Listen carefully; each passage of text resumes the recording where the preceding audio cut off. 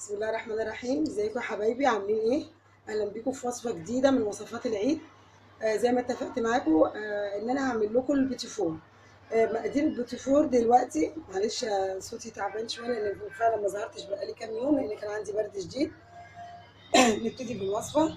ده كيلو دقيق منخول وحطيت عليه ذره ملح، ودول 5 بيضات بدرجه حراره المطبخ، ودي كيلو الا ربع زبده.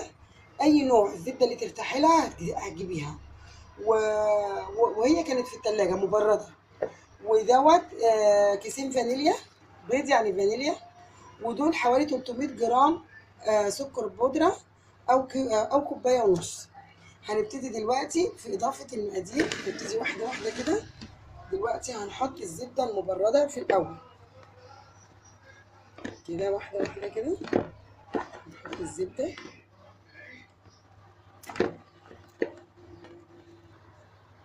هضيف دلوقتي عليها كوبايه ونص او 300 جرام سكر بودره.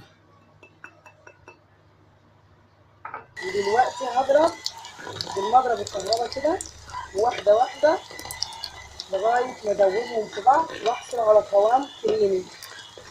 انا هعمل الخطوه دي عشان ما اصدعكيش، واوريكي بعد ما احصل على القوام اللي انا عايزاه شكله عامل ازاي.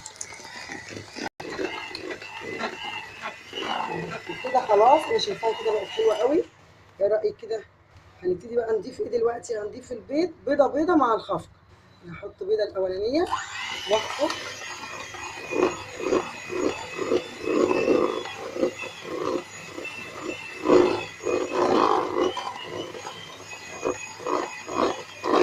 البيضه الثانيه والثالثه، وهكذا لغايه لما اخلص الخليط كله واوريكي في النهايه شكله ايه.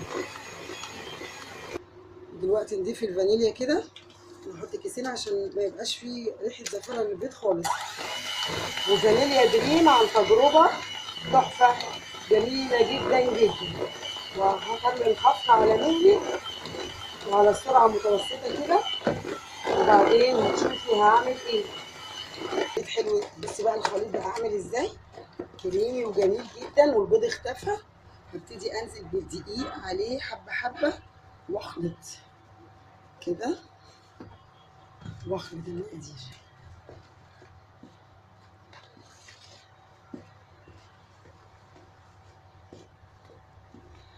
انزل ببقيه الكميه حبه حبه واخلط. عايزه اقول لك على حاجه مهمه جدا، البيتي فور ما بيتحطلوش بيكنج باودر، ما بيتحطلوش سوائل، مفيش ولا لبن ولا ميه، هي المقادير كده فل. خلي بالك كويس جدا من المقادير عشان يطلع معاكي ناجح ان شاء الله. دلوقتي هستغنى بقى عن المعلقه وابتدي اعجن بايدي. احط بقيه الكميه.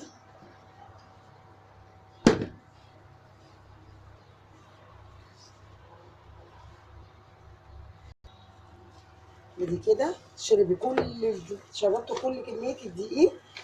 هو بيتهيألك انه طري، هو طري كده دلوقتي علشان الزبده سايحه.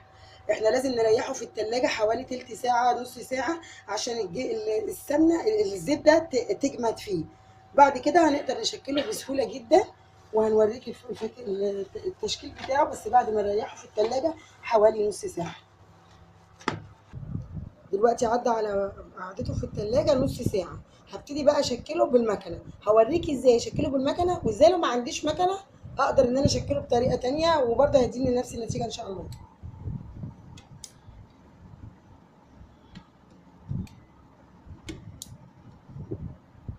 انا هخلص الكميه واخليه بعيد عن بعضه كده علشان لا قدر الله فرش هقدر اتحكم فيه بعد كده اهوت وازود الدقيق. انا ده بعمله تجربه، هدخله قدامك دلوقتي واطلعه واوريكي شكله عامل ازاي. هخلص الكميه واسويها وارجع اوريكي شكله ايه. ودلوقتي بقى هوريكي لو ما عندكيش المكنه وباقل امكانيات تقدري تعمليها كده في البيت. هتعملي حته صغننه من العجين كده وتبرميها كده وتبططها بتبطيطه صغننه كده وبشوكه عاديه خالص وتعمليها كده. ادي شكله في الصينيه. هتضطري تعملي كده لو ما عندكيش المكنه، لكن المكنه لو موجوده هتبقى سريعه واحسن بكتير، وهيبقى كله بسوى واحد وشكل بعض، وتقدري بعد كده تلزقيه او تسيبيه فرداني كده زي ما بتحبي، وهيطلع جميل ان شاء الله عشان انت اللي هتعمليه. اخلص بقى وادخله على فرن درجه حراره 180، واسيبه على مهله، وان شاء الله ان شاء الله بالكتير 12 دقيقه وهيخرج وهيبقى زي الفل. دلوقتي اهو خلاص خرجناه من الفرن، وده اللي انا زوقته هكمل لك عليه دلوقتي اشكال مختلفه اهو. بجيب عملت بالشوكولاته اهو كده، بجيب شكلها بالظبط ونفس المقاس احطها عليها، واعملها برده بالشوكولاته كده، وليا حريه الاختيار بقى اغطسها بقى اغبطها كده اهو. بعد ما غطستها في الشوكولاته احطها مثلا في جوز الهند كده وبالمكسرات، وعندي اشكال كتيره كده. ده شكل الورده برده اهي شوكولاته، احط عليها اختها بالظبط نفس مقاسها واغطسها في الشوكولاته، وبعدين اغطسها في المكسرات. ده بندق انا جرشاه كده جرش عشان احس بطعمه مش هرياه. وممكن اعملك بالمربى، ادي دي المربى احط عليها اختها بالظبط واخليها كده تتبذر كده، احطها في جوز الهند زي المندور كده كده. اشكال جميله وصنع ايديكي وحاجه بيتي، وضامنه المكونات وضامنه كل حاجه وعمايل ايديكي، وكفايه فرحه الولاد وهم حواليكي كده ومبسوطين وبيعملوا معاكي. اهو مكسرات اهو اشكال كتيره. عايزه اقول لكم كل سنه وانتم طيبين، ويا رب كل اللي بقدمه لكم بيكون بيعجبكم، وارجو لو انتم عجبكم الفيديو تعملوا لي لايك، ولو اول مره تشوفوني يا ريت تعملوا لي اشتراك علشان خاطر تتابعي كل جديد في القناه. وكل سنه وانتم طيبين.